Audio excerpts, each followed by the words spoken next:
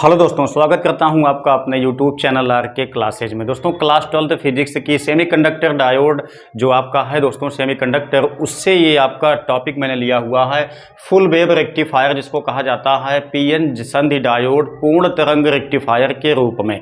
ठीक है दोस्तों, ये टॉपिक आपका बहुत ज़्यादा आपके एग्जाम में पूछा जाता है। हम यहाँ पे बहुत आसानी से टॉपिक को डिस्कस करने वाले हैं, आपके एग्जाम में आएगा दोस्तों। बहुत आसानी से आप इस टॉपिक को सॉल्व कर देंगे, कोई दिक्कत आपको नहीं होगी।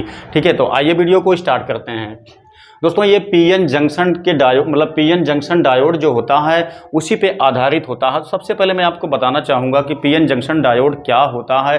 दोस्तों पीएन संधि डायोड या पीएन जंक्शन डायोड दोनों एक ही बात है।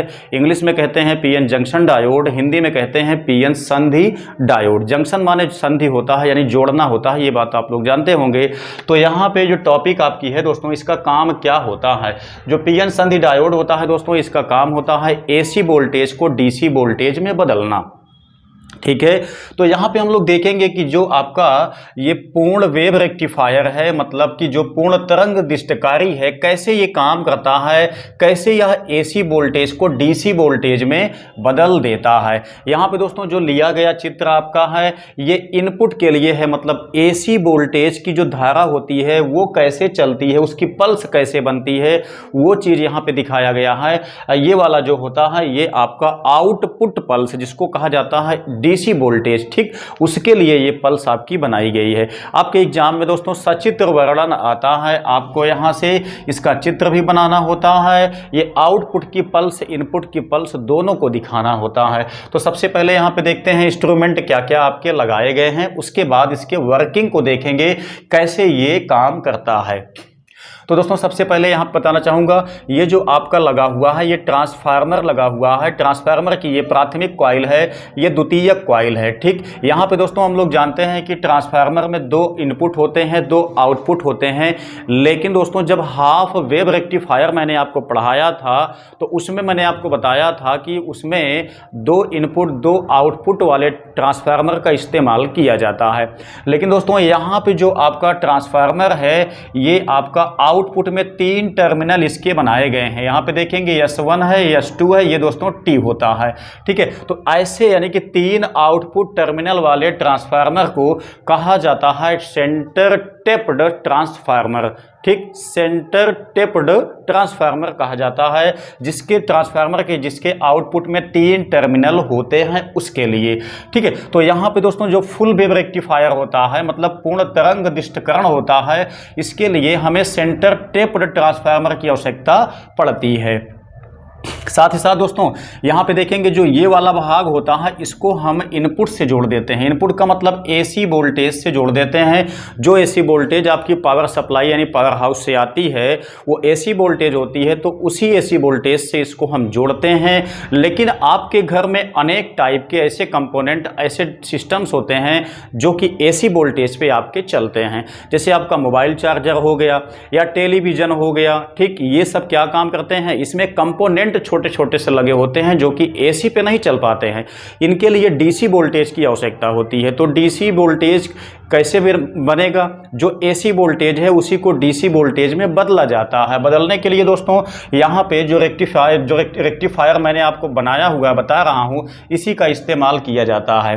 ठीक है, यहाँ पे देखेंगे तो ये आपका मैंने लगाया हुआ है क्या चीज़, ये आपका डायोड है। ठीक है, एक डायोड यहाँ पे लगा हुआ है, एक डायोड यहाँ पे लगा हुआ है। इसको हम डायोड D1 कह सकते हैं, इसको हम डायोड D2 से दर्शा सकते हैं, चूंकि वर्किंग में काम पड़ेगा। अब दोस्तों जो बीच वाला आपका होता है टर्मिनल, इसमें क्या होता है, यहाँ से भी आप देखेंगे, यहाँ से भी देखेंगे, इसके नेगेटिव सिरे को ला करके यहाँ पे जोड़ दिया गया है। सेंटर टेप्ड के बीच में यहाँ पे क्या लगाते हैं, यहाँ पे लगाते हैं लोड रेजिस्टेंस, मतलब जहाँ पे हमको एसी मतलब डीसी वोल्टेज को देना है जिस कंपोनेंट में, उसमें हम ये वाला तार ले जाके जोड़ देते हैं। यहाँ के बीच में उसी कंपोनेंट को हम जोड़ देते हैं। ठीक है, तो ये दोस्तों कंप्लीट हो जाता है आपका एक सर्किट। अब दोस्तों यहाँ पे देखिए, जो आपका डायोड होता है इसका वर्क ये होता है कि यह केवल एक दिशा में ही धारा को पास होने देता है, वो भी P से N की दिशा में। N से P की दिशा में डायोड धारा को कभी भी पास नहीं होने देता है। P से N की दिशा में, ये आपका P होता है, N होता है, P से N की दिशा में धारा आपकी आसानी से चली जाती है, लेकिन N से P की दिशा में नहीं जाता है। P से N की दिशा जो होती है ये धनात्मक दिशा कहलाती है, N से P की दिशा जो होती है वो ऋणात्मक दिशा कहलाती है। तो अब यहाँ पे आप देखेंगे कि इसमें जो आउटपुट आपका प्राप्त होगा वो दोनों अर्धचक्र के बीच में प्राप्त होगा। ये आपका जो होता है हाफ वेव रेक्टिफायर से ज़्यादा अच्छा होता है रेक्टिफिकेशन के लिए फुल वेव रेक्टिफायर। तो आइए देखते हैं कैसे अब ये काम करता है। ठीक, तो हम लोग जानते हैं कि जो AC वोल्टेज होती है दोस्तों वो इस तरीके से चलती है। ठीक है, मतलब इस दिशा में भी चलती है, इस दिशा में चलती है, दोनों दिशाओं में, मतलब कि ये मतलब कि धनात्मक दिशा ऋणात्मक दिशा दोनों दिशाओं में आपकी चलती है AC। लेकिन जो DC होता है, DC केवल एक दिशा में ही चलता है। ठीक, केवल वन डायरेक्शनल होता है आपका DC वोल्टेज। तो हम यहाँ पे देखेंगे जब इनपुट यानी कि जब यहाँ पर हमें P1 P2 टर्मिनल के बीच में जब हम AC सप्लाई को जोड़ते हैं, जब यहाँ पे आता है दोस्तों, तो आप लोग जानते होंगे कि ट्रांसफार्मर जो होता है वह म्यूचुअल इंडक्शन जिसको कहा जाता है, म्यूचुअल इंडक्शन, इसको हिंदी में कहते हैं अन्योन्य प्रेरण। इसी के सिद्धांत पे दोस्तों ये काम करता है। जब इनपुट धारा आपकी यहाँ तक पहुँच के आ जाती है तो ये वैद्युत फ्लक्स के माध्यम से इसमें शिफ्ट होती है। जब दोस्तों धारा इसमें शिफ्ट होती है तब आप ध्यान से बात को पकड़िएगा, सारा क्रियाकलाप आपका यहीं से स्टार्ट होता है, जिसमें हम आपको मतलब कार्य विधि जिसको वर्किंग प्रिंसिपल कहा जाता है, अब उस पर बात करते हैं। जब धारा आपकी यहाँ से इसमें आ जाती है तो वैद्युत फ्लक्स के माध्यम से वो शिफ्ट होती है किसमें, द्वितीयक कुंडली में। ट्रांसफार्मर की ये वाली प्राथमिक कॉइल के मतलब प्राथमिक कुंडली कहलाती है, ये वाली आपकी द्वितीयक कुंडली कहलाती है।